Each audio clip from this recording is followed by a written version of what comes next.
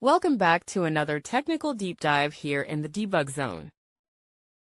Today, we're tackling a big question and breaking it down with insights from other users.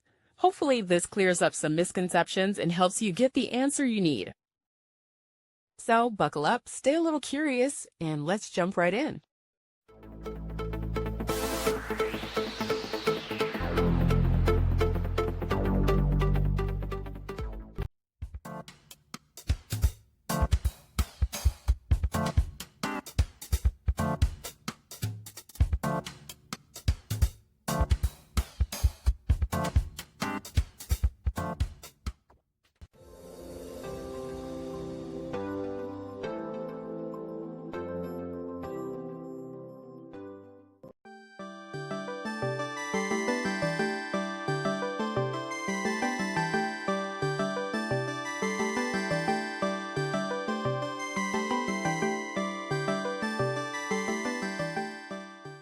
And that's a wrap.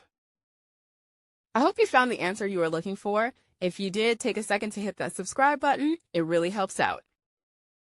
And let me know in the comments which solution worked best for you. See you next time in the debug zone.